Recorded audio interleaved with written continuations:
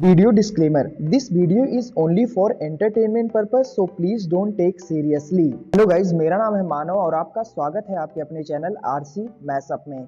Guys, आज के इस वीडियो में हम देखने वाले हैं एक कमाल के मैशअप रिएक्शन को। अगर आपको ये मैशअप रिएक्शन की वीडियो पसंद आएगी तो वीडियो को लाइक और शेयर जरूर कर दीजिएगा और चैनल पे नए हैं तो चैनल को सब्सक्राइब जरूर कर लीजिएगा। Thank you. तो गाइज, आगे की बात हम वीडियो खत्म होने के बाद करते हैं, तो चलिए इस कमाल के मैशअप रिएक्शन की वीडियो की शुरुआत करते हैं।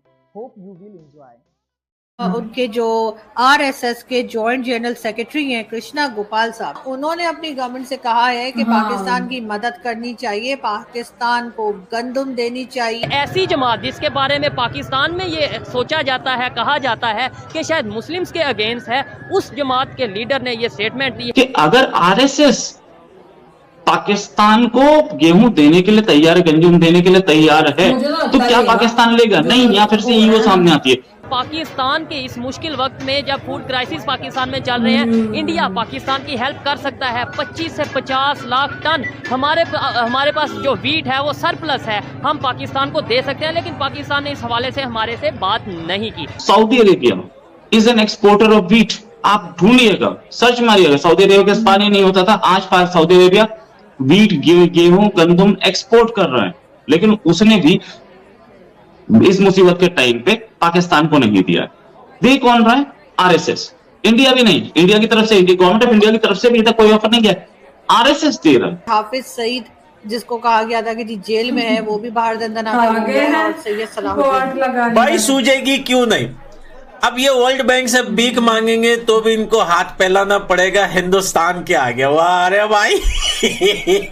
और दूसरा, इतने ये ज़हनी तौर पे मफलूज हो चुके हैं पाकिस्तानी कि इन्हें पता ही नहीं है कि फैटफ का इंचार्ज कौन है, इस वक्त सदर कौन है। उसका नाम टी राजा कुमार साहब है। इस भारतीय निजाद हैं जो इस वक्त फैटफ के प्रेसिडेंट हैं, टी राजा कुमार साहब। यार उस जगह का सीईओ हिंदुस्तानी बन रहा है जहां जहां पड़ोसियों का काम फंसा हुआ है भाई। अब ऐसे मौके पे वर्ल्ड बैंक का सीईओ हिंदुस्तानी भाई, लाहौल वाला कोच। पूरी दुनिया में भारत है, कहाँ जाओगे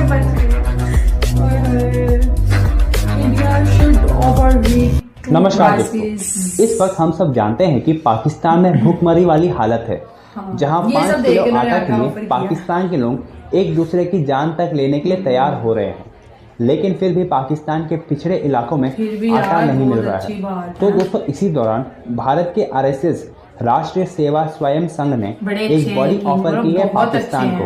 उन्होंने कहा है कि अगर पाकिस्तान भारत से गेहूं लेना चाहता है तो वे जरूर से पाकिस्तान को गेहूं प्रोवाइड करेंगे। दोस्तों, ये वही आरएसएस है जो पाकिस्तान की मीडिया पॉलिटिशियंस कहते हैं कि आरएसएस एक फासिस्ट ऑर्गेनाइजेशन है जो मुसलमानों के खिलाफ बनाई गई है। और इसी के बारे में ही इमरान खान काफी सारे नेगेटिव स्टेटमेंट दे चुके हैं, लेकिन आरएसएस ने एक कंडीशन रखी है कि अगर पाकिस्तान को गेहूं चाहिए तो पाकिस्तान को भारत के मुंह खोलकर रिक्वेस्ट करना है। तो चलिए दोस्तों, इसी पर आगे पाकिस्तानी मीडिया का रिएक्शन देखते हैं। भारत से एक उनके जो आरएसएस के जॉइंट जनरल सेक्रेटरी हैं कृष्णा गोपाल साहब, जी हाँ, उन्होंने अपनी गवर्नमेंट से कहा है कि पाकिस्तान की मदद करनी चाहिए, पाकिस्तान को गंदुम देनी चाहिए। और उसकी वजह ये है कि जो आम सिटीजन्स हैं उनका कोई लेना देना या कोई कसूर नहीं है पॉलिसी मेकिंग में, या फिर भारत के साथ एक जो नफरत का बताया जाता है या जो कश्मीर किया जाता है, शायद उसमें जो है वो आम सिटीजन का कोई लेना देना नहीं है। और वो बेचारे भूखे हैं और वो बेचारे जो हैं वो रोटी को तरस रहे हैं, परेशान है, इकोनॉमी भी खराब है और साथ ही साथ खाने पीने के भी लाले पड़े हुए हैं। इस बात को उन्होंने अपनी गवर्नमेंट से कहा है कि जी भारत को पाकिस्तान की मदद करनी चाहिए। बहुत शुक्रिया सर। मैं पाकिस्तान की तरफ से, पूरी कौम की तरफ से वैसे तो होना चाहिए, लेकिन मुझे नहीं पता कि हमारी कौम क्या कहेगी और गवर्नमेंट और एस्टेब्लिशमेंट क्या कहेगी, लेकिन कम से कम मैं अपनी तरफ से जरूर आपका शुक्रिया अदा करती हूँ कि आपने जो है पाकिस्तान के लोगों का सोचा और आवाज उठाई और पाकिस्तान के लोगों के लिए आपने बात की कि उनको भी रोटी मिले और उनके पास भी खाने पीने की चीजें हों। आपने ये बात अपनी गवर्नमेंट से की। अब देखते हैं कि पाकिस्तान की गवर्नमेंट जो है वो क्या रिस्पांस करती है। मगर बहुत से लोग ये भी कहते हैं कि जी पाकिस्तान जो है वो भारत से रिक्वेस्ट क्यों नहीं करता है मदद की।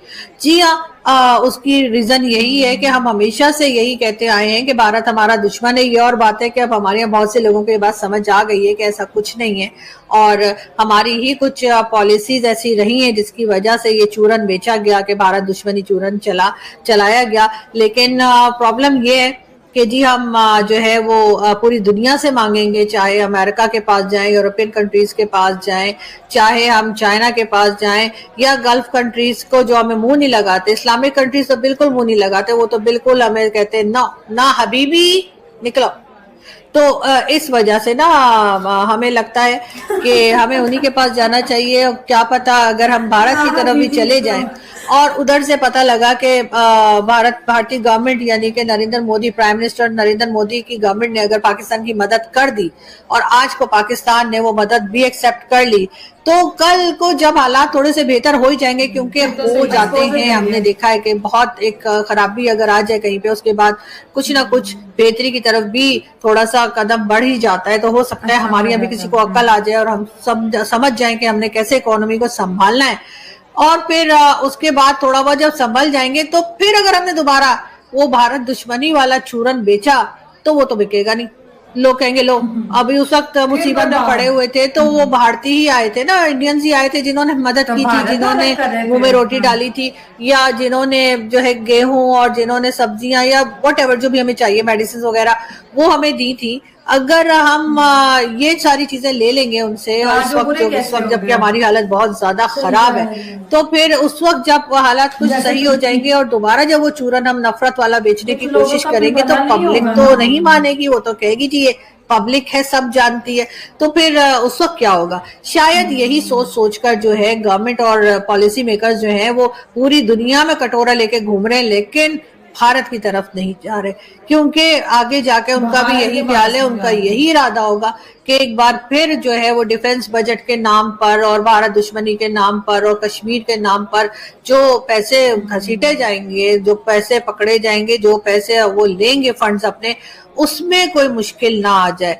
वरना तो होना तो यही चाहिए था कि हम भारत की तरफ जाते और ट्रेड ओपन करने की बात करते कि और कुछ ना सही चले, हमें फ्री में कुछ ना दें लेकिन ट्रेड ओपन कर दें ताकि हम भारत से नजदीक से जो है वो कुछ सामान ले सकें, बजाय इसके कि दूर दूर की कंट्रीज में जाकर और वहां से शिपमेंट्स आए और सारा खर्चा जो है डबल ट्रिपल हो जाए। उसके बजाय अगर हम भारत से चीजें खरीद लें तो हमें शायद आसानी हो जाए।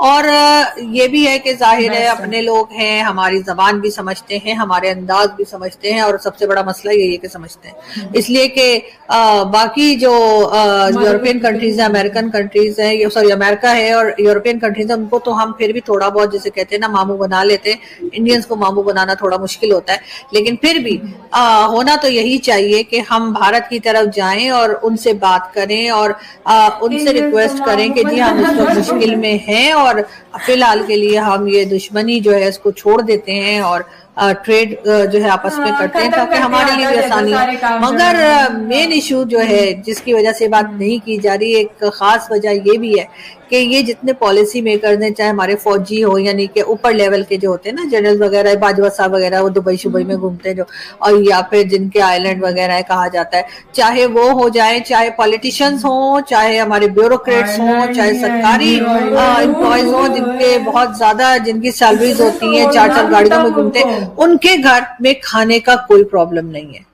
वो अपने यूटिलिटी बिल्स भी दे लेते हैं आराम से, वो अपना सुकून से कुछ भी खा पी सकते हैं, कहीं भी आ जा सकते हैं। जो आम आदमी है, जो यानी जिसको कहना चाहिए कि आप जो बेचारा वर्किंग क्लास है उसको प्रॉब्लम है, और उसकी प्रॉब्लम से ये जो हमारे अमीर लोग हैं, बड़े लोग हमारे यहाँ, उनको कोई फर्क पड़ता नहीं। उनके घर में खाना बने ना बने, आम सिटीजन्स जो हैं जो के 9 to 5 जॉब करते हैं या किसी तरीके से पूरे महीने काम करके अपने घर में राशन डालते हैं, उनके घर में राशन है या नहीं है, उनके पास मेडिसिन है कि नहीं है, या उनकी जो भी प्रॉब्लम्स है उस प्रॉब्लम से ये जो हमारे बड़े बड़े लीडर्स और बड़े बड़े एस्टेब्लिशमेंट के लोग और सब लोग हैं, उनका कोई लेना देना नहीं। और एक छोटे से ऐलान है, इंडिया के लिए बहुत छोटी सी चीज है, गंदम 50,000 टन कोई बड़ा टास्क नहीं है, लेकिन पाकिस्तान के लिए बहुत बड़ी बात है, बहुत बड़ी बात है। आरजू जी ने जिस तरह बोला कि हम पाकिस्तानी तहे दिल से आरएसएस के उन लीडर्स का, उस जमात का थैंक यू कहते हैं कि उन्होंने इंडियन गवर्नमेंट से रिक्वेस्ट की है कि प्लीज आप उनके साथ ट्रेड करें। ये भी तो देखा ना, इंडिया गवर्नमेंट ने एक्सेप्ट किया तो आगे ये बात यहाँ बात चलिए, लेकिन क्या हमारे पाकिस्तानी इस चीज के लिए रेडी है? क्या वो इंडिया से ट्रेड करने के लिए रेडी है?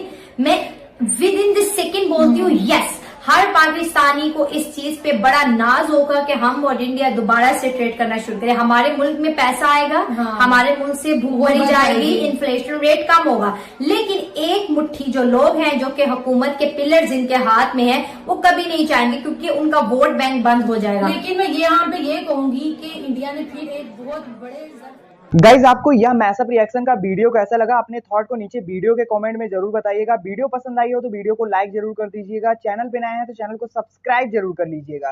तो थैंक यू, मिलते हैं नेक्स्ट वीडियो में।